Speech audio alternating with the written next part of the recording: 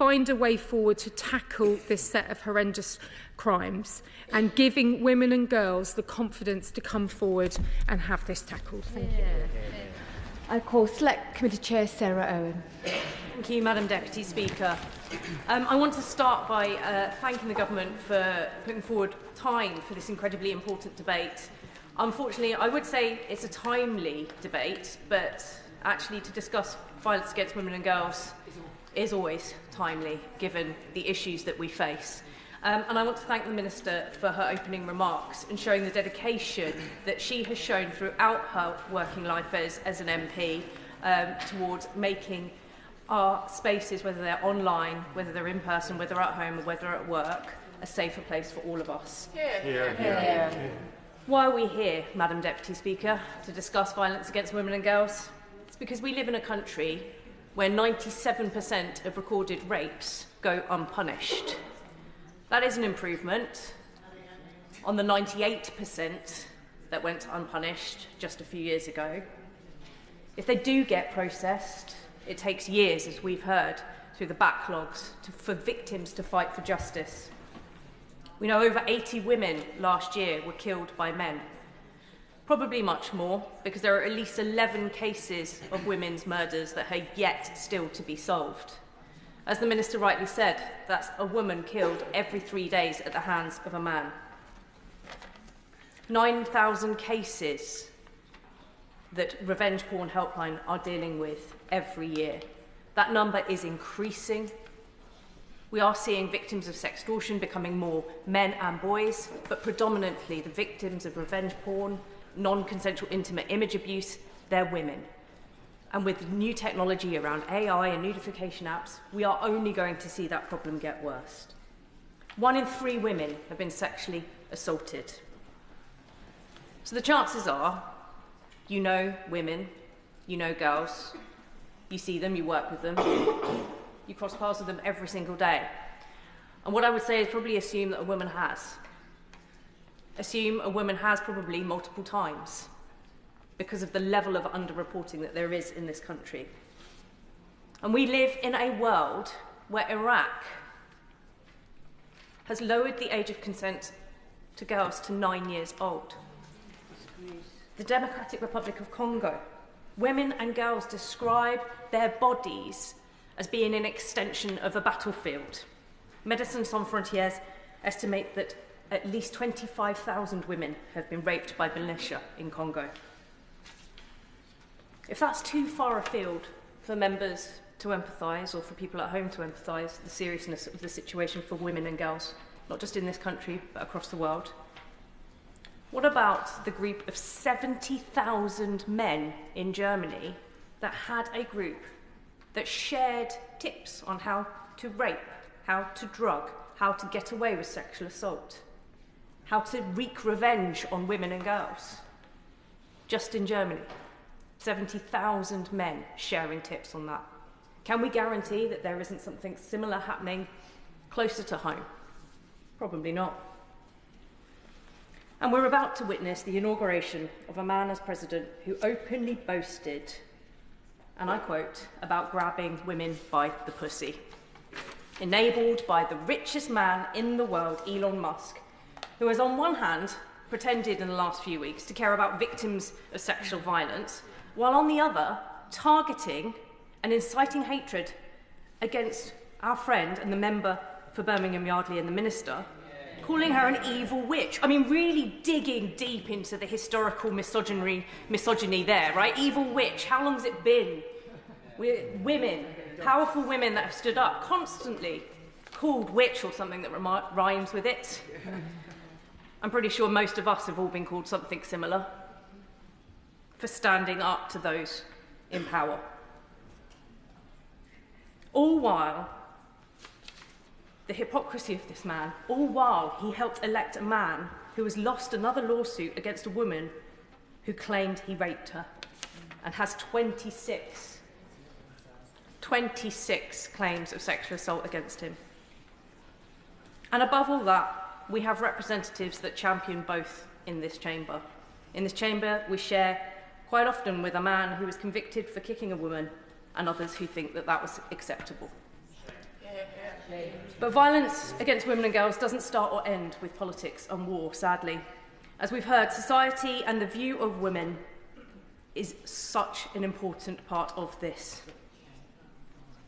Where are we in a society in 2025 where it's okay for 70,000 men to get together and share tips on how to rape and sexually assault women and get away with it? What is our place in this world? What are women and girls' place in this world? Are our institutions designed for us? Are they working for us? If our services are actually protecting or supporting us for over a decade when it comes to health, police, justice, no one can say that that's clearly the case. We have been failed by institutions, we've been failed by individuals. It's why many of us will still ask when our friend goes home for a text message to say they got home safe. It's why many of us won't run at night. Why many of us will just have one earphone in, if that, when we're walking around. Why we carry keys in our pockets, rolled up in our hands. Why it is that we'll have to explain to our daughters what's appropriate and what's not appropriate, and why we should also be explaining that to our sons.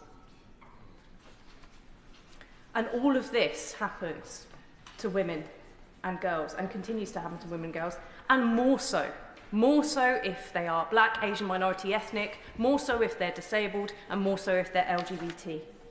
Which is why I am so grateful to see that we have a plan of action for halving violence against women and girls. That sounds like an incredible aim. It sounds like an impossible task, but it's one I hope that is not. And I just want to pick out some of these measures. If you look at these measures, I've printed off just one page, but the measures that are going to happen to tackle violence against women by this Labour government extend many, many pages. But the ones that I want to pick out are the domestic abuse specialist, which will be in every 999 control room, will be life-changing for the people that have the bravery to pick up the phone and say, I am being abused by a loved one. Fast-tracking rape cases through courts. We have heard that justice delayed is justice denied. The minuscule amount of recorded rape cases that actually find their way to court are being dragged out to the extent that people are giving up hope. Banning the creation of deepfakes and non-consensual intimate images, hugely important. My committee, the Women and Equalities Committee, heard evidence from brave survivors and victims of this cruel, degrading abuse. And the impact that that has had on their lives and continues to have on their lives does not fit the punishment that they currently serve. And so I am grateful that we will see a minimum, also face 2 years' worth of sentences there. And that the government proposes to seek ensure all victims of violence are seen and supported and protected, particularly migrant women and girls, as well as women and girls who are black, Asian, minority, ethnic, LGBT+, or disabled. Because we can receive abuse and violence for multiple reasons. Because we're a woman and because we're an ethnic minority. Because we're a woman and because we are disabled. Hatred never stays in one lane, or at least it doesn't stay in one lane for very long. These measures are all needed, and in many areas have been neglected for years. So we cannot take our eye off the ball, because there are those that seek to sell off our rights and our freedoms to the highest bidder on the world stage. But violence against women and girls doesn't just come out of nowhere. I don't believe any child is born with hatred in their hearts or their minds. No baby boy is born thinking he has a right over a woman's body, or has the right to abuse her, or has the right to rape her. It's a society that instills that belief. I will give that way. I thank the chair of the Women's and Equality Select Committee for giving way. Upskirting was mentioned earlier. Before it became a specific criminal offence, people just said, oh, it was used just for a laugh. Does she think we have a massive problem in society when offences against women are just done for a laugh and acceptable as just being done for a laugh? I thank the Honourable Lady for that intervention. And yes, this is why I want to talk about why society needs to move on. Yes, we can put all of these implementations in place around the criminal justice system, around making sure that the right people get the right support when they need it. But ultimately, we need to see the societal changes that she has just outlined herself in order to ensure that we're not here having the same discussion 10 years down the line. It is so important what society views, not just as a woman, but what is a man? What makes a good man? What makes a good boy? A man to aspire to. I am so grateful that we heard, and I really am looking forward to hearing more about the Men and Boys Ambassador. But at the moment, who are boys aspiring to? It's the men that shout the loudest and have the most money, unfortunately. Even if they got that money and power and influence through sex trafficking of women, starting new political parties for bros. It's nothing new, sadly. Whether you look at the Harrods scandal, Harvey Weinstein, Jeffrey Epstein, influence, power, money, and being unaccountable to anybody before it is far too late. It's the same pattern that we see time and time again. The antidote to that is good role models. And there are plenty of really good role models. So many. Being a strong, good man is very different to what I think those men that I have highlighted portray. And there are so many of them. I'm really lucky that we get to work alongside some of them. I'm really lucky that my friends are some of them. And I'm really lucky that my family are some of them.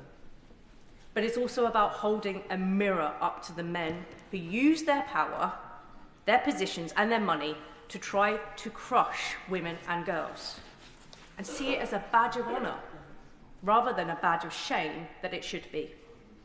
What path has led a man to lead to the conclusion that it's okay to rape somebody?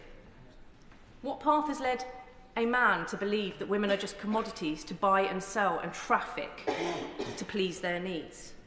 What kind of man is it who uses their body to kick, punch and strangle women? How hollow is the shell of a man who gets his kicks out sending intimate videos or photos of a girl to embarrass or degrade her? The unfortunate thing is just as I've mentioned, we know so many good men, we also know bad men. We also work alongside them. They're around every single day of our lives. They're in every part of our lives. We like to paint out rapists and sexual assaults and predators as monsters, as something other. But actually, if you think about the statistics that we had highlighted earlier about sexual violence and rape, they walk among us. So young boys need better role models than those promoted on X, Telegram, and soon to be, I fear, Meta as well. I want to end with the person who embodies that mirror to ensure that shame is reflected on those who actually deserve it. Giselle Pellicot, and every other victim of abuse that steps forward. Giselle Pellicot was drugged by her husband, raped by 51 men, betrayed by the person who should have loved and cherished her. As with so many cases of violence against women and girls, it's a supposed loved one, a close one. She waived her right to anonymity because she felt the shame must switch sides. She couldn't be more right. But are we up to that challenge? Will women and girls stop being blamed and shamed and male perpetrators actually held to account? We are seeing action, but with technology, it's always catch up. In the case of Giselle Pellicot, the founder of the website that hosted the ad for recruiting rapists for his wife has just been arrested in France. And I'm grateful that we are seeing measures from this government to tackle online abuse and violence against women. But we cannot let up. We have to continue. During our most recent inquiry on NCI, non-consensual intimate image abuse, we heard that police officers were handing over devices with intimate images back to perpetrators. It was a ludicrous situation. So I am so grateful that the Minister for Justice has outlined that there will be strengthening of the codes to ensure that no perpetrator of NCII will be returned devices or materials that were related to the original offence.